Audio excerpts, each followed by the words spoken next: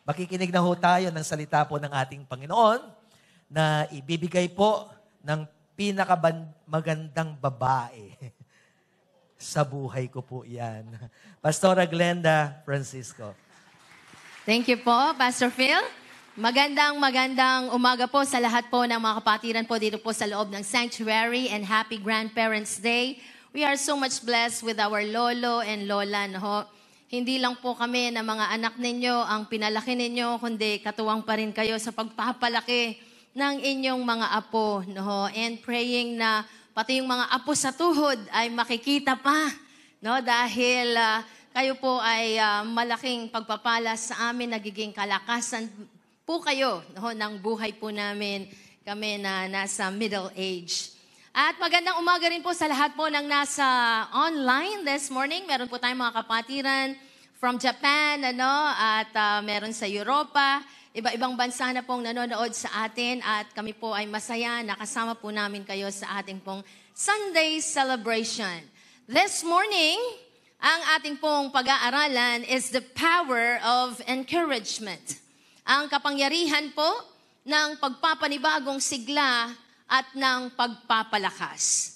The Christian life is not meant to be lived in isolation, but in fellowship with other believers. Ang buhay Kristiyano ay hindi nakalaan na ipamuhay ng bukod o hiwalay. Yung tayo po ay nag-iisa. Ngunit ito ay para sa pakikipag-ugnayan sa ibang mga mananampalataya. We are so much blessed because in Christ we have become a big family of the Lord. Tayo po na sumampalataya sa Panginoon, kabilang po tayo ngayon sa isang malaking pamilya ng ating Panginoon. And if we hope to grow spiritually and endure for the long haul, we need our brothers and sisters in Christ for encouragement. Kung tayo po nais nating lumago sa larangang espiritual at tayo po'y makapagtiis doon sa mahaba at matinding paglalakbay bilang isang mga Kristiyano, kailangan po natin ang pagpapalakas ng ating pong mga kapatiran. Kaya mapalad po tayo po ay iisang pamilya sa Panginoon at ang sarap ng pakiramdam na alam mong may kakampi ka, may katuwang ka, may kaagapay ka habang tayo po ay nabubuhay sa mundong ito. Yesterday, ako po ay nangaral sa mga kabataan. Yan, andito si Jansen kasi siya yung MC nila. And I was so much blessed kung paano po nila wini-welcome yung ating pong mga kabataan, lalo na kahit mga bata yan, meron na rin po silang pinagdadaanan sa kanilang buhay. At gusto ko po yung palagi nilang sinasabi sa mga kabataan, yung pag-welcome nila na, I've got you. You are not alone. We are together in this. I've got your back. I'm always here for you. I'm 100% behind you. I'll support you because we are a family. Amen po ba? Sarap nun. Mga kapatid, wag nating kakalimutan, magkakapatid tayo sa Panginoon. Ano po ang turo sa atin sa Biblia? In Hebrews chapter 10, from verse 24 to 25, ganito po ang sinasabi ng salita ng Diyos. And let us consider how we spur one another on toward love and good deeds, not giving up meeting together as some are in the habit of doing, but encouraging one another, and all the more as you see the day approaching. So, wikang Tagalog po, sikapin din nating gisingin ang ating damdamin o ang damdamin ng bawat isa sa pagmamahal sa kapwa at sa paggawa ng mabuti. Huwag nating kaliligtaan ang pagdalo sa ating pagtitipon gaya ng ginagawa ng ilan. Sa halip, palakasin natin ang loob ng isa't isa, lalo na ngayong nakikita nating malapit na ang araw ng Panginoon. Ito pong last quarter na ito, nag-launch po tayo ng Mission 127 At tayo po ay tinuruan na bawat isa, yung one, tayo yon, yung dalawa, aakay tayo ng dalawang kaluluwa. And we will express perfect care. Yun po yung 7, number of perfection. Nangusap pong Panginoon sa akin no, na tayo po'y nagmamalasakit sa mga hindi po mananampalataya. At ang sabi ng Lord, ang unang pagmalasakitan natin ay yung nasa loob. Yung mga kapatiran po natin sa Panginoon. Kayo po yun, bawat isa sa atin. Ang sarap kasi, kapag dito po sa tahanan ng Diyos, tayo po ay nagmamahalan, nagmamalasakitan, magiging madali ang pagbibigay ng malasakit o yung pagpapahayag ng pag-ibig sa mga tao po na nasa labas. Amen po ba yan? Kaya dapat dito sa church, no? Every Sunday, pag sumikapan natin na may makakilala tayong bagong mga kapatiran sa Panginoon. Hindi lang tayo papasok para makinig at lalabas muli, makikinig ng salita ng Diyos, tapos lalabas nang wala man tayong nakilalang bagong. Dami na po natin, from 6:30 in the morning, may second service ng 8:30, ngayon, tapos mamayang hapon, meron din. Ang tanong, yung mga nandito ba sa 10:30 service, kilala na nating lahat. Kapatid pala natin sa Panginoon, hindi man po natin nangitian. Mahalaga yan na nararamdaman ang pag-ibig sa loob po ng simbahan. How to experience the power of encouragement. Number 1, express sacrificial, selfless, and unconditional love. Express sacrificial, selfless, and unconditional love. Yan po yung binasa natin sa verse 24. And let us consider how we spur one another on toward love and good deeds. Huwag po nating kakalimutan that what we are today, it is because of the love of Jesus. Kung ano man po tayo ngayon, yan ay dahil sa pag-ibig na wagas ng Diyos sa atin. Isang pag-ibig na mapagsakripisyo, isang pag-ibig na hindi makasarili, at isang pag-ibig na walang kondisyon. Salamat po sa Panginoon, ang ating pong bishop ay itinuturo po sa atin ang book of or ang epistle po to the Ephesians. At doon sa chapter 1, makikita natin doon that we have been blessed with every kind of spiritual blessing. Sa totoo lang, napakarami nating pagpapalang tinanggap sa Panginoon nung tayo po ay nakipag-isa kay Kristo. Hindi lang po pagpapalang finansyal, hindi lang po pagpapalang material, but we have been blessed we have been forgiven, we have been redeemed, tayo po ay tinubos, we have been saved, tayo po ay niligtas, we have been cleansed, tayo po ay nilinis sa ating pagkakasala. We have been justified. Tayo po ay pinawalang sala. We have been sanctified. Tayo po ay pinabanal ng Diyos. We have been reconciled with God. Kaya nga po, nararanasan natin ang kapayapaan ng ating pong Panginoon. We have been delivered from the power of darkness. Pinalaya ang ating pong buhay. Kaya malaya tayong mamuhay para sa Panginoon, hindi gumawa ng kasamaan. Tayo po'y pinagpala ng Diyos. We have been blessed. We have been indwelt by the Spirit of God. Nung tinanggap natin si Jesus, pinanahanan tayo ng banal na Espiritu Santo. At hindi po huminto doon, we have been endued with the power from on high. Kung kaya't nagagawa natin, kung ano ang nagagawa natin ngayon, ako po'y nakatayo sa inyong harapan, ako po'y nakakapangaral dahil sa kapangyarihan ng banal na Espiritu. Dahil kung ang pagbabasihan lang po natin ay ang kalakasan natin, masyado tayong limitado. Alam niyo po, ngayong umaga, 3 oras lang ako ng tulog. Pero hanggang ngayon, ramdam ko pa rin yung kalakasan ng banal na Espiritu Santo. Alam niyo, pag mangangaral po ako, very excited ako. Di ako makatulog Maagang-maaga, gigising na para po sa ating pong morning watch. But I thank God because it is the power of the Holy Spirit that is being manifested unto us. kung ano man yung panawagan natin, pinupuspos tayo ng banal na Espiritu. We have been equipped. We have been enlightened.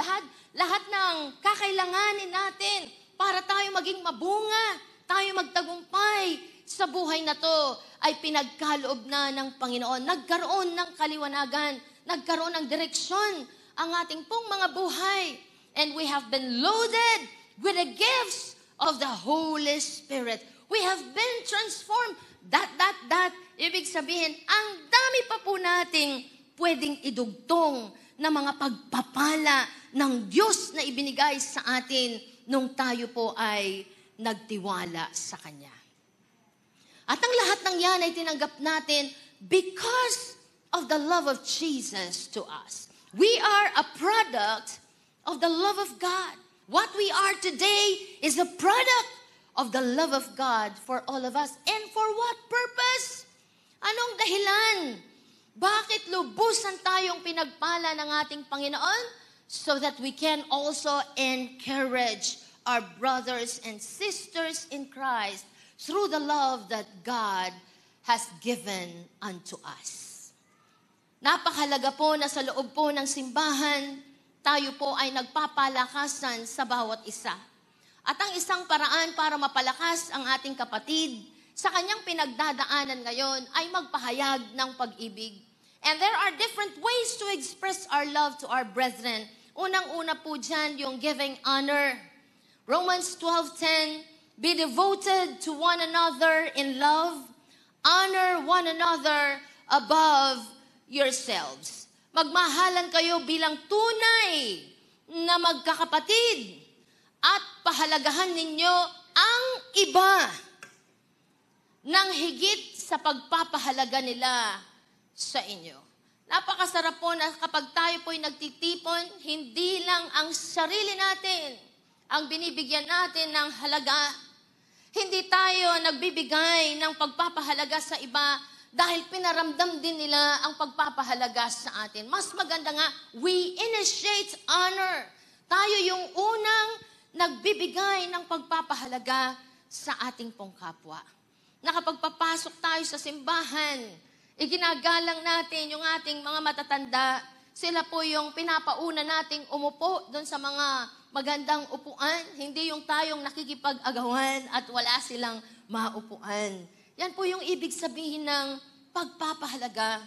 Dahil ang bawat isa dito po ay mahalaga. Lahat tayo dito, pantay-pantay. Kayong lahat ay importante at kayong lahat ay mahal po namin. Kaya napakalaga para tayo po ay makaranas ng tinatawag na mutual encouragement. Let us honor each other. Number 2, one way to express love is to overlook weaknesses. Overlooking weaknesses. Above all, 1 Peter 4:8, the Passion Translation, constantly echo God's intense love for one another. For love will be a canopy over a multitude of sins. Hindi ko naman po dinidiin dito that we will tolerate sin. Hindi po. Kundi tayo na umiibig ng marubdob sa ating pong mga kapatiran, pinipili nating mag-focus doon sa kalakasan ng ating mga kapatiran, hindi po doon sa kanilang mga kahinaan. Higit sa lahat, magmahalan kayo ng tapat. Pag sinabing tapat, walang pagkukunwari. Kapag tayo po ay nagpahayag ng pag-ibig sa ating kapatiran, tinitiyak natin na ito po ay tapat, ito'y wagas. Walang halong pag-take advantage sa mga kapatiran, sapagkat ang pagmamahal ay pumapawi ng maraming kasalanan. Just like Jesus Christ, He sees beyond the weaknesses and focuses on the potential, the transformation, and the growth. Ganon din po sa atin. Ang sarap yung pag nagkita tayo, yung kalakasan ng kapatiran ang pinupuna. Maging sa loob ng tahanan. Hindi po yung mga mali. Lahat naman tayo may mali. Tama po ba? Lahat tayo may kahinaan. Pero dahil matindi yung pagmamahal natin sa bawat isa, we tend to overlook the weaknesses of others. Hindi naman sana habang nangangaral si pastor, ang nakikita natin yung mga kahinaan niya. May tabayo, pastor, oh. Ayo, mali yung grammar ni pastor, mali yung pagkabigkas ni pastor. Ayo, si sister, oh, bakit ganyan yung suot niya? Hindi bagay sa kanya, lalo siyang tumaba. Sana hindi po yun ang nakikita natin. Maging sa tahanan. Yung pagbukas pa lang ng umaga, no? Nakita mo yung anak mo uminom, tapos iniwan yung baso doon sa mesa, sasabihan mo siya, "Hoy, kalilinis ko lang dyan. Ikaw talaga, burara ka. Balik mo nga doon yan. Hugasan mo nga yung baso mo. Ayusin mo nga yan. Yung tuwalya mo, nakakalat na naman." Alam nyo, merong kakulitan, merong kung minsan pagkaburara, yung mga mahal natin sa buhay. Pero pagbukas ng umaga, mas piliin nating hanapin yung kalakasan niya. Bawa, sabihin mo sa asawa mo, "Nagpapasalamat ako sa Diyos. Ikaw ang napangasawa ko. Ikaw ay responsableng asawa. Hindi mo kami pinapabayan. Salamat, ikaw ang napangasawa ko. Hindi ka sugarol. Hindi mo winawaldas yung ating mga pera. Hindi ka lasinggero. Hindi ka babaero." Lahat na ng kalakasan, yun ang hanapin natin. Sa halip na mali ang hinahanap. Amen po ba? Kasi kung minsan mabigat na yung pakiramdam, tapos yung pangmali ang nakikita natin sa kanila, lalong bumibigat ang kanilang sitwasyon. And another expression of love, which really I like, is to extend forgiveness. Ephesians 4:32, be kind to one another, tender-hearted, forgiving one another as God in Christ forgave you. Ito po madalas nyo pong naririnig sa akin. Because we are a people of weaknesses, lahat po tayo nagkamali, sigurado, masasaktan tayo sa mundong ito kapag ikaw ay may karelasyon. Especially to those who are close to you. Because we have higher expectations, sa mga mahal po natin sa buhay. Pero hindi ibig sabihin kapag sila po ay nagkamali, ay tutuldukan na ang relasyon at hindi na natin ipagpapatuloy ito at sasabihin natin, miserable ang buhay ko sa aking asawa, miserable ang pamilya ko. Hindi po. Sa kabila ng mga pagkukulang, pagkakamali, yung mga kapalpakan ng iba, kung marunong tayong magpatawad, pwede pa rin maging masaya ang ating pong mga buhay. Amen po ba mga kapatid? Parang mahina yung amen natin. If the Lord did not extend forgiveness to all of us, we will be forever doomed. Alam niyo po, kung hindi tayo pinatawad ng Panginoon, because we all have sinned, and fall short of the glory of God, lahat tayo, papunta po tayo ng kapahamakan. Pero salamat na lang, nakaplano na ang pagtubos, ang pagpapatawad ng Diyos sa atin. In His omniscience, sabi nga ni Pastor, ito yung natutunan ko dun sa IBI. In His omniscience, alam na niya na ang tao ay susuway sa Kanya.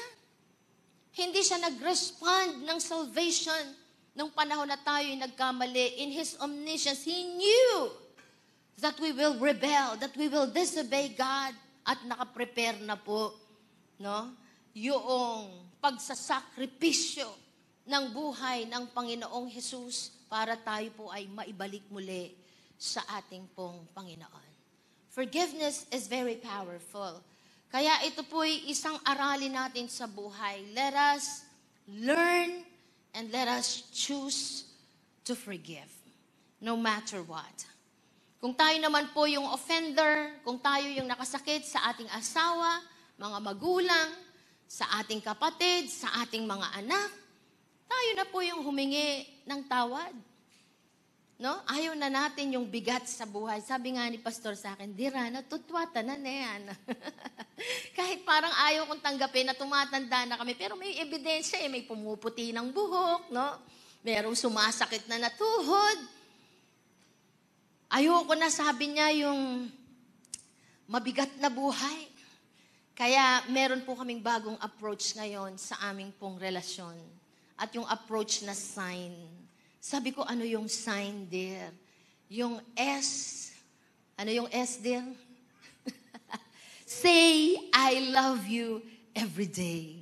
Yan. Yung I, sabi niya, initiate, hug. Paunahan tayo kung sinong mag-i-initiate ng hug. Tapos yung G, ano yung G? Sabi niya, give a kiss. Okay. Ano yung N? No fighting. Sarap na, no? No fighting. Yung mga maliliit na bagay na pwede nang palampasan, wag na nating pag-awayan yan. Sabi niya, mabigat yan sa buhay. Ayos yan, dear. Kaya lang sabi ko, bakit wala yung give cash? Pwede bang idagdag yon? Sabi niya, alam mo, dear, automatic na yun, di ba? Pwede ba yung give a kiss? Give a kiss and give cash. Pwede rin ang Gcash. Yung mga asawang babae, sumasaya sila kapag may cash. Di ba, joke lang yan. Ano ho? Alam niyo po, yung asawa ko, napakabait niyan. Yung kanyang sahod, diretso po yan. ATM, sabi nga, automatic kay Mrs. Kaya wala akong problema sa ganyan. Alright? So mahalaga po to, no? Na lalo nating pinapalawig yung pagmamahal sa bawat isa. Mahalagang sangkap ng relasyon ang pagpapatawad. Mga ilang linggo po yung nakakaraan, chinyat po ako ni Brother Bong Pineda, yung ating pong speaker po sa couples nung nakaraang Feb po ba yun? Yung last anniversary. At meron po silang guest, sa Family Matters, DZAS. Meron pong pastor doon together with his wife na magte-testimony. At ang sabi niya, napakaganda nung kanilang story, panoorin mo. So sabi ko, yes, I will watch. At salamat nanood ako, pinakinggan ko yung testimony po ni Pastor Dan and Don Orquico. Yan. Ang lalaki po, nung hindi pa po siya mananampalataya, hindi pa siya Kristiyano, he was involved in gang rape, carnapping, robbery, homicide, at siya po'y nabubuhay sa pangangalo niya. He is living an adulterous life. Gwapo kasi yung lalaki, si Dan, kaya chick boy. Marami po siyang mga babae. Ngayon, nung nagkakilala po sila ni Don, niligawan po siya, syempre naman sinagot kasi crush ng bayan, no? Napakagwapo. Nung sila po ikasal, hindi po huminto yung mga bisyo po ni Dan. Nagtuloy-tuloy siya dun sa mga nabanggit ko, lasenggero po siya, nagda-drugs siya, babaero siya. At napakasakit sa kalooban ng isang asawang babae na malaman mong may iba ang asawa mo. Alam niyo po, iniwan pa sila ng 3 taon ni Dan. At nang bumalik, may dala po siyang annulment papers. Sabi niya, pakisign mo to. Makikipaghiwalay na ako sa iyo kasi pakakasalan ko na ang aking mistress. Ang sakit nun. Ako, naiisip ko pa lang parang nakakainis no? Parang gigil na gigil ka Masakit sa puso. Hindi lang kurot talagang hiniwa. Sakit. Tapos sabi nung babae, mahal mo ba siya? Oo, mahal ko siya. Mas masakit. Pero alam nyo, yung babae, dahil Kristiyano po siya, sabi niya, hindi ko pipirmahan yan. Hindi ako papayag sa annulment. Nilalaban kita sa panalangin dahil ikaw ay asawa ko. Nagpatuloy po sa bisyo si Dan, naging malala po siya dahil nga nagda-drugs. Hanggang minsan, may bumulong sa isip niya, patayin mo na ang pamilya mo at magpakamatay ka na rin. Ganyan po si Satanas He came to steal, to kill, and destroy. Mangwasak ng buhay. Kaya ginawa niya, umuwi siya, kinuha niya yung 2 anak niya, maliliit, pati yung asawa niya, inakyat doon sa kanilang kwarto. At talagang papatay niya, babarilin niya ang kanyang pamilya at magpapakamatay na rin siya. Alam niyo, nung inakyat po, yung anak niyang maliit, tawa ng tawa. Ang saya-saya nung bata.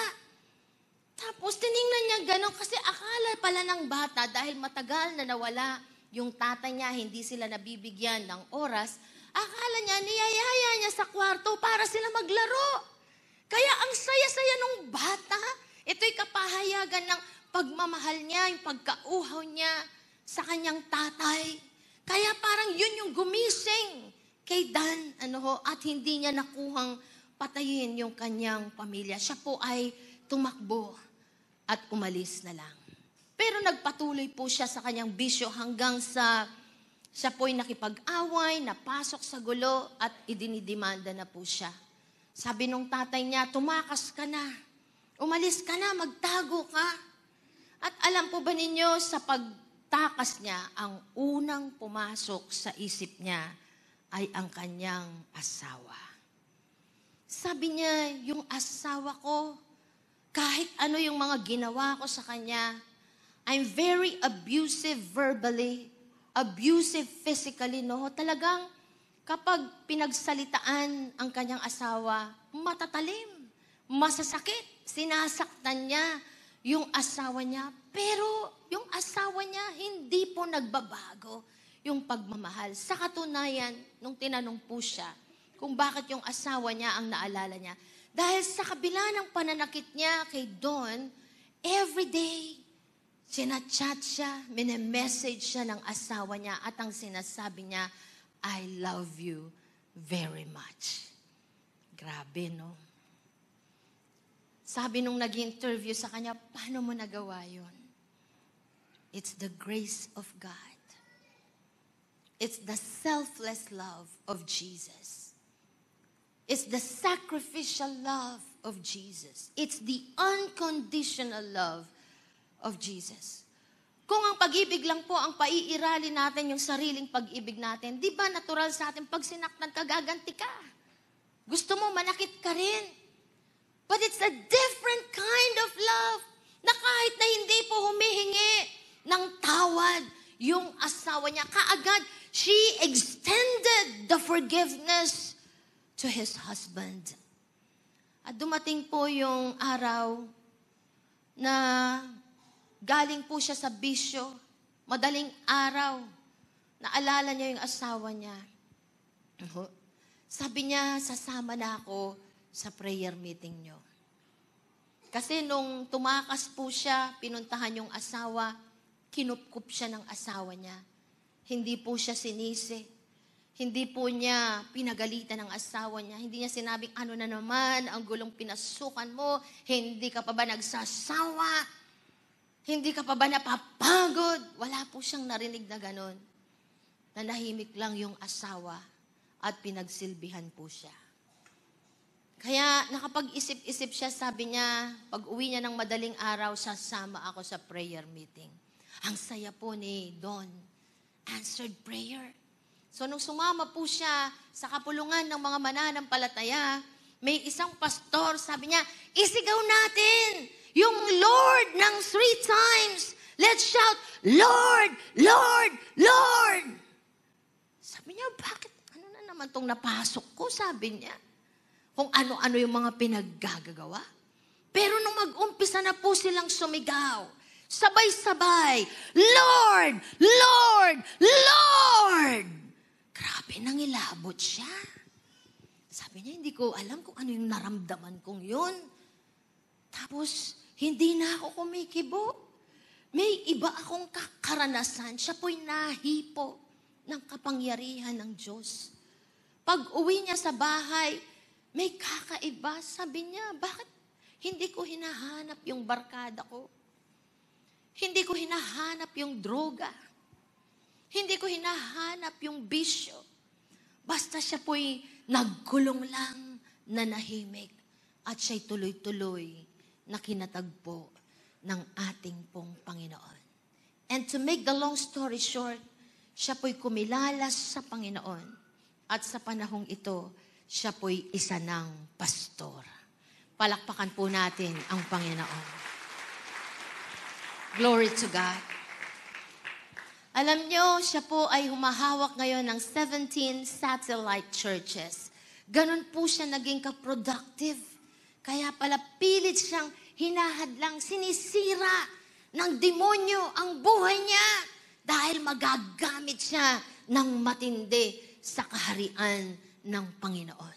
Kung meron man sa inyo dito na hinihila kayo pabalik sa inyong mga bisyo, doon sa buhay sa kadiliman, I want to tell you, God is preparing you for something great. Gagamitin ka ng matindi ng Panginoon, kaya ikaw ay manindigan doon sa katotohanan. Huwag kang babalik dahil yan ay ikasisira lamang ng iyong buhay.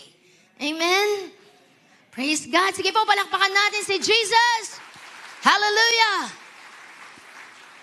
Yan po ang kapangyarihan, yan ang nagagawa ng pagpapatawad. And the best expression of love is to extend forgiveness to those who offend us. Number 2, how to experience the power of encouragement. Come to church regularly. And I would like to commend you dahil hindi po ninyo pinagpalit ang inyong pagsimba sa masarap na tulog, dun sa masarap na kama nyo. Hindi nyo pinagpalit ang pagpunta po sa simbahan, sa birthday, sa malling, no, sa wedding, sa fiesta.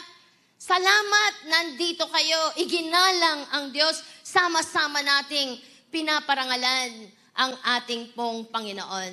In Hebrews 10:25, huwag nating kaliligtaan ang pagdalos sa ating mga pagtitipon gaya ng ginagawa ng ilan. Dahil nung panahon nila, they were persecuted, naging mahirap ang pagiging Kristiyano. Kung kaya yung iba, hindi na po dumadalo. Mga kapatid, kung kailan tayo nasusubok, lalo nga tayong dumalo sa mga pagtitipon. Why? Because we receive encouragement from the Word of God. Kapag pumupunta po tayo sa simbahan, nakikinig ng pangangaral ng salita ng Diyos, lalo pong pinagtitibay yung mga pangako ng Diyos sa ating mga puso. Every time that you attend your care group, you receive the encouragement from the exhortation of the Word of God. Every time na a-attend po kayo dun sa mga discipleship program natin, we are being encouraged by the teaching of the Word of God. As a matter of fact, yung direct promises ni Lord sa atin na mga tao ay umabot na po ng 7,487. Ang daming mga pangako na nagpapalakas ng ating pong mga kalooban. Mailang mga halimbawa po, Joshua 1:9, tandaan mo ang bilin ko, magpakatatag ka at lakasan mo ang iyong loob. Huwag kang matatakot, huwag kang mawawalan ng pag-asa sapagkat akong si Yahweh na iyong Diyos ay kasama mo saan ka man magpunta. 2 Timothy 1:7, sapagkat ang Spiritong ibinigay sa atin ng Diyos ay hindi espiritu ng kahinaan ng loob, kundi espiritu ng kapangyarihan, pag-ibig at pagpipigil sa sarili. Mga taga-Filipos, Kabanatang 4:13, ang lahat ng ito'y magagawa ko dahil sa lakas na kaloob sa akin ni Kristo. Ano man ang pinagdadaanan mo sa umagang ito, panghawakan mo ang mga pangakong ito. Magagawa natin ito dahil sa lakas na kaloob sa atin ni Kristo. Mga awit 34:4, ang aking dalangin, dininig ng Diyos, inalis niya sa akin ang lahat kong takot. We are encouraged by the power of the Word of God. Kaya kapag nagtitipon tayo, di ba, kung minsan bigat na bigat ang loob natin dahil sa mga pagsubok, pero kapag nakarinig tayo ng pangangaral ng salita ng Diyos and the Word of God ministered to our hearts, yung mga bukas ang puso at kumilos ang kapangyarihan ng pangangaral ng salita ng Diyos, paglabas natin, magaan na ang ating kalooban. Tayo'y pinasiglang muli at tayo makakapagpatuloy sa laban na ito. Hindi lang po sa encouragement of the word, but we are also encouraged by the loyalty of His people. Sino po yun? Kayo. Your mere presence is an encouragement to each other. Yung tayo po'y naririto. Ako, nabibless ako sa nanay ko. Andito siya, 88 years old. Sumasakit yung tuhod. No, yung mga cartilage niya, ubos na. Masakit ang tuhod niya, naguumpugan yung mga buto sa kanyang tuhod. Pero gustong-gusto niyang dumadalo tuwing linggo. Palakpakan naman po natin ang Panginoon. Sa buhay ng ating pong mga lolo at lola, andyan si Mami Luming, kanina andito si Mami Tita, hirap na mild stroke siya, hirap siya sa kanyang leeg, hindi magalaw. Paunti-unting naglalakad, pero nag-a-attend pa rin. Lahat ng mga lolo, lola, maraming salamat po sa inyong katapatan. Hindi hadlang yung panghihina ng inyong katawan, yung pananakit ng inyong tuhod para hindi kayo dumalo sa gawain. Sa Kamuning po, sa ministry natin doon, meron po isang kabataan or 30 years old na po siya, middle age, young adult. Siya po'y nanlamig sa Panginoon. Hinikayat po natin siyang bumalik sa Panginoon. At siya po'y tumugon naman, nag-attend kaya lang lasing. Pasuray-suray siyang ganon. Meron po tayong isang primary 12 leader po doon na mayroon pong sakit sa bato. At siya po'y nag-undergo ng dialysis. 3 times a week. Talagang yung kamay po niya, puro tusok-tusok na yan. Meron dito. Dami niyang tusok. Pero hindi po siya lumiliban sa pagsimba. Merong isang pagkakataon na dahil po P12 siya, no, inassign po siya na mag-MP. At nung paakyat siya, talagang ang bagal. Hinang-hina. No? Kasi kahit nakagagaling lang sa dialysis, kung may gawain, dumidiretso po siya sa gawain. Nung nag-MP siya, tumayo siya. Mabagal. Nag-pray siya. Nag-encourage siya ng tao. Pag upo niya, hindi na siya makatayo. Kasi talagang wala na siyang lakas. Doon sa kanya pong kalagayan, may sakit sa bato. Nung kami po ay mag-care group, doon lang sinabi nung isang leader namin, Pastor, hindi na po siya makakatayo, uupo na lang. Pero nag-attend pa rin ng care group.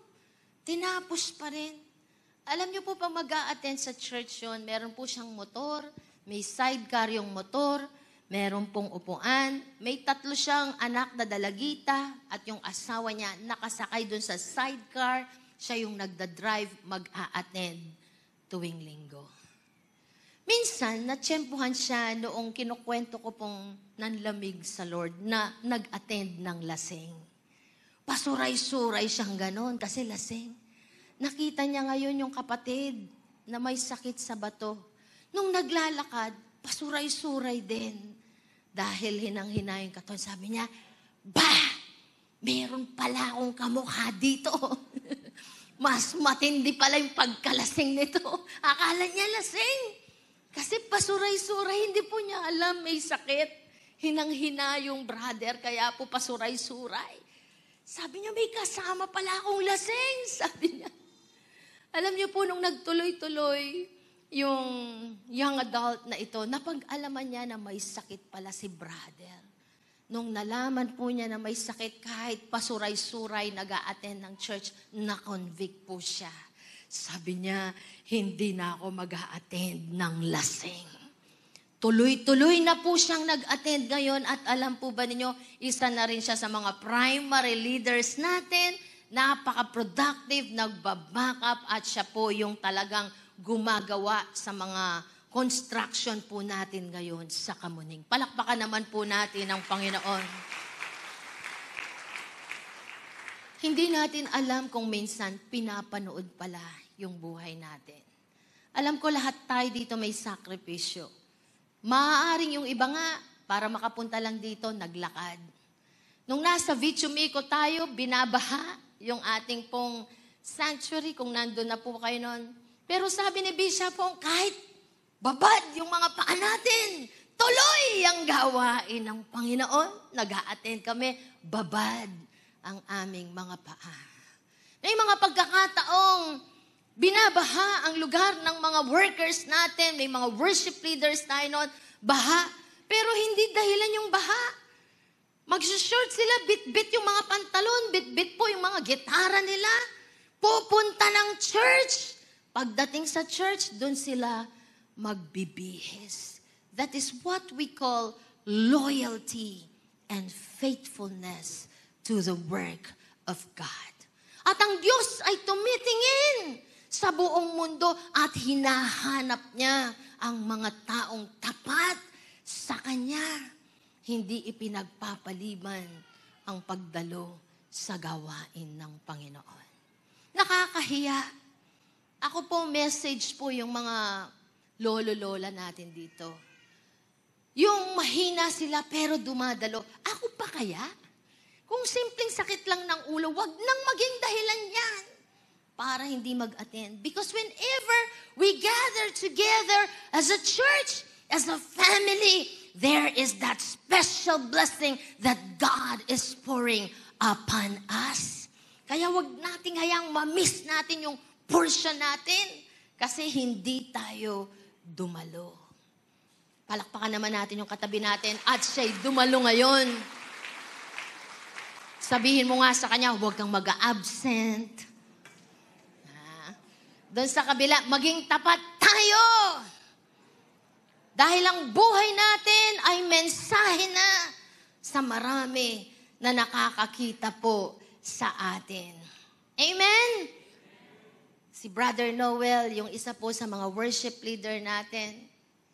Si Jenna, worship leader natin yan sa Kamuning, meron siyang fibromyalgia. Kung minsan hindi may galaw ang katawan, di namin alam. Nagwo-worship lead, kumakanta, kaya pala nakatayo lang siya, stationary, may iniindang masakit, pero nagpapatuloy. Si Kuya Noel, may sakit sa bato, pero kinakausap say, schedule mo ako, gusto kong mag-worship lead, gusto kong maglingkod sa Panginoon. Nakakaiyak, no? Yung kapos sa lakas. Pero nandun yung pagtatapat sa Panginoon. Di ba tayo nahahamon, tayo na mga mas bata, na hindi natin dapat pinagpapalit ang pagdalo sa gawain ng Panginoon. Yung iba kung minsan wala mang sakit, tinamad lang. Nakakalungkot po yung mga bagay na ganito. It's a message in our generation today. So mga kapatid, maging matapat tayo sa pagdalo. And number 3, dito po ako magtatapos, uplift all the more. Let us brighten up. Pabigat ng pabigat ang mga pinagdadaanan natin sa buhay. Dahil tayo po'y nabubuhay na sa huling kapanahon. Let us cheer each other up. Let us energize. Let us strengthen. Let us steer each other. Papagsiglahin, encourage, palakasin ang bawat isa. Ang ganda po sa The Passion Translation, this is not the time to pull away and neglect meeting together as some have formed the habit of doing. In fact, we should come together even more frequently. Lalo tayong dumalo kung kailan nagiging matindi yung problema natin. Eager to encourage and urge each other onwards as we anticipate the day dawning. Lahat ng maisip natin para ma-encourage po, ma-encourage, mapalakas yung ating mga kapatiran, gamitin po natin ang lahat ng ito. Siguraduhin natin na sa church, hindi lang po tayo papasok at lalabas. Make sure that we have touched someone. May nahipo tayo, may napalakas tayo, may nabahaginan po tayo ng ating paglilingkod. may na-encourage po tayo through our words. Ang sabi nga po ni Leo Biscaglia, too often we underestimate the power of a touch, a smile, a kind word, a listening ear, an honest compliment, or the smallest act of caring, all of which have the potential to turn a life around. Grabe, no? Yung simpleng ngiti, napalakas mo yung katabi mo, sugatan pala ang puso niya. Yung simpleng pagkamay sa kanya, brother, pinagpipray kita, sister, pinagpipray kita, nay, maupo po kayo dito, nay, komportable po ba kayo, nay, ano pong kailangan nyo? Yung simpleng pagpapahayag ng kabutihan, yan ay nakakapagpaibsan, no, ng bigat na daladala ng ating pong mga kapatiran. Kaya huwag nating titipirin. Pag nandito po tayo sa church, maging sensitive po tayo dun sa mga kapatiran sa loob. Baka meron na pong nawawala ng pag-asa, nawa yung matatamis ng ngiti natin. Magbigay muli ng kalakasan sa kanila. It will give hope to them to continue in this race. Sabi po ni Mother Teresa, let no one ever come to you without living better and happier. Pag may nakaugnay ka, tiyakin mo, mas napabuti siya bago kanya nakita. Pagkatapos mo siyang nakausap, mas pinalakas siya, mas gumanda yung kanyang pakiramdam, mas sumaya siya, mas nagkaroon siya ng pag-asa. Be the living expression of God's kindness. Kindness in your face, kindness in your eyes, and kindness in your smile. Hindi naman po mahal ang ngumiti. Tama po ba? Pwede bang wala mo nang sisimangot? Pakingitian mo muna yung katabi mo. Encourage our brethren with our smile. Simula po sa araw na to, bawal ang nakasimangot. Kasi po, hindi natin alam baka ang bigat pala ng dalahin ng kapatid. Tapos tinigerlock mo siya. Lalo siyang nabigatan. Mabigat na yung dala paglabas niya sa church, umuusad na lang. Bakit? Kasi nakasimangot tayo.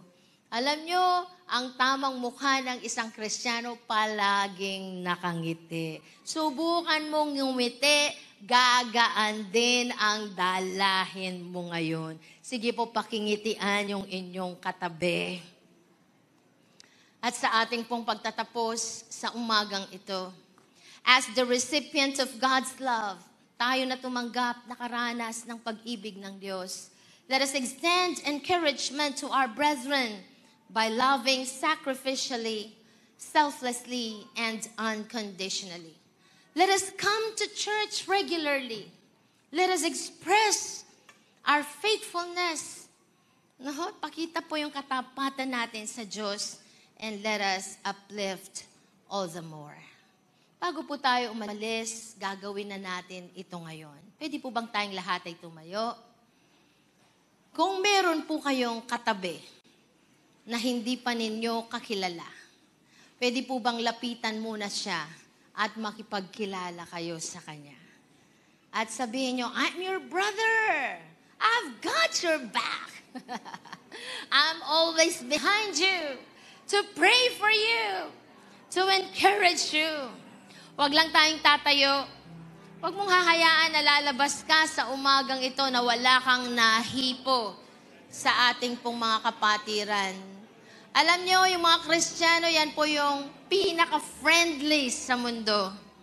Kaya gawin na natin ngayon. Hanapin mo pa yung mga hindi natin kakilala sa church at makipagkilala po tayo sa Kanya.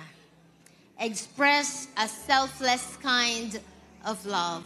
We do not only think of ourselves, but we look on the interest of our brethren.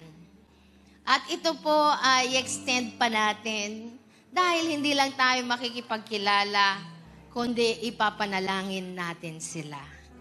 Grab a partner this morning. Sige po, bago tayo umalis, Hawakan mo yung kamay ng katabi mo, lalaki sa lalaki, babae sa babae. Okay? At tayo po ay magdalanginan sa bawat isa dahil napakagandang pagmasdan kapag ang pamilya ng Diyos ay nagmamahalan at nagmamalasakitan sa bawat isa. Sige po, let's do it now. Mag-pray po tayo. Tingnan nyo yung mga walang kapartner. Hawakan nyo yung kamay nila. Magdalanginan po tayo sa bawat isa habang inaawit po ang awit na to. Let's start praying for our brethren this morning. Pray for him. Pray for her. Magtanungan kayo kung anong gusto mong ipag-pray niya. Thank you, Lord. We honor you, Jesus.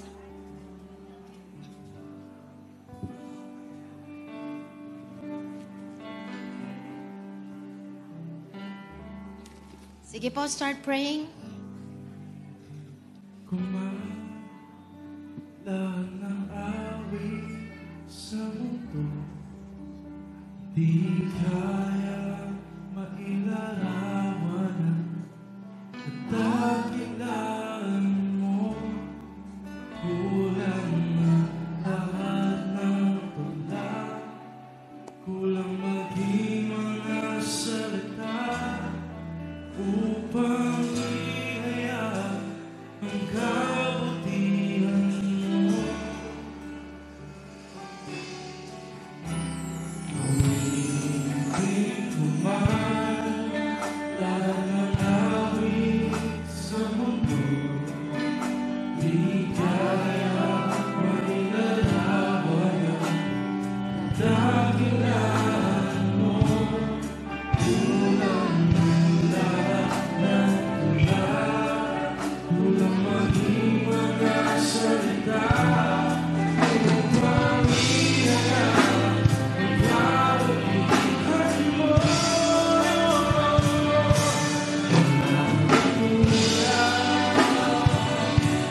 Wala nang higit sa'yo, walang katulad,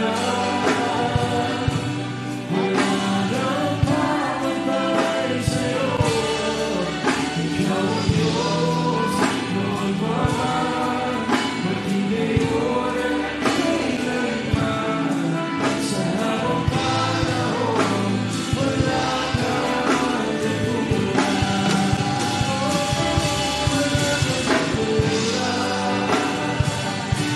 Wala nang higit sa'yo, walang katulad, wala nang papantay sa'yo.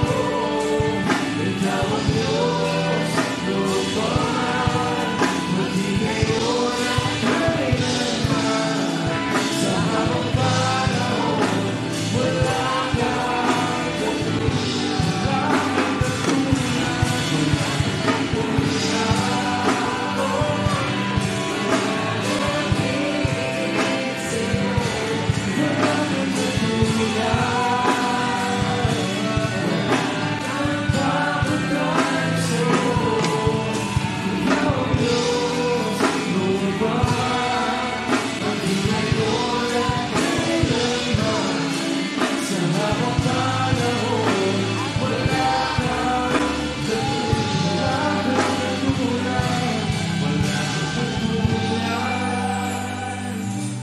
wala nang higit sa'yo, tulad, wala nang papantay sa'yo. Ikaw ang Diyos, noon pa man, maging ngayon at kailanman. Sa habang panahon, wala kang katulad. Ikaw ang Diyos, noon pa man, maging ngayon at kailanman. Sa habang panahon, wala kang katulad. Thank you, Jesus. Salamat po, Panginoon, sa inyong kabutihan sa aming lahat. Tunay, wala ka pong katulad, Panginoon. sapagkat ikaw ay wagas kong magmahal. Sagana kung ikaw ay magpala, Panginoon. Ang pagkalinga mo ay patuloy po naming nararanasan sa aming mga buhay. We thank you, Lord God, for the sacrificial love that you have extended to us. Thank you, Lord God, for that selfless and unconditional love. Ikaw ang umabot sa amin nung kami po, O Diyos, ay sumuway sa inyo. Ikaw ang gumawa ng paraan. While we were yet sinners, O God, you died for us. You have forgiven us. You have cleansed us, Lord. You have justified us, sanctified us. You have delivered us. You have freed us. You have blessed us. You have equipped us, O Lord. Sa panahong ito, nararanasan namin ang kalubusan ng pagpapala ng aming pong Panginoon. And you have placed us, O God, in this great family of God wherein we appreciate our brethren, our brothers and sisters in Christ who are always with us, fighting side by side, oh God, strengthening and encouraging us to continue in this journey of faith. Kami po'y nananatiling matibay, malakas, matatag, at nagtutuloy-tuloy, Panginoon, sa aming buhay dahil alam namin may mga kapatiran po kami na kaagapay, kaantabay ng bawat isa na palagi pong nananalangin sa amin, kasama namin maging doon sa mga mahihirap na sitwasyon ng aming buhay. Hindi lang po ikaw na nangako sa amin na kailanman hindi mo kami iiwanan, but we are blessed, oh God, because we have been placed in this beautiful family of God. And we thank you, Lord, for binding us together in one love. We thank you for the unity. We thank you for the care that we experience in this church, Lord God. Nagpapasalamat kami, kabilang kami sa malaking pamilya ng Christ in you, na kung saan sa lugar na ito, sa pamilyang ito, nararanasan namin ang kalubusan ng pagpapala ng Diyos. Patuloy mong ibinubuhos ang iyong saganang biyaya sa aming lahat. Every time that we gather, Lord God, heaven is open, O Jesus, to bless us according to our needs. And today we can say, Lord, that we have been touched by the power of the Spirit of God. We have been blessed, Lord, with the sufficiency of your grace upon us. Kaya sa aming pong pansamantalang paghiwa-hiwalay, taglay namin ang kapayapaan sa aming pong mga puso, ang lubos na kagalakan at ang pag-ibig na hindi nagmamaliw ng aming pong Panginoon. We pray that we will continue, O Father, with this practice of encouraging each other for the honor and for the glory of our God. This day, we give all the praises, all the honor, and all the exaltation in the name of the Father, the Son, and the Holy Ghost. In one God we pray, and everybody will say, Amen and Amen. God bless us all po. Mahal po namin kayo sa pag-ibig ng Diyos. Let us greet one another with the love of Jesus.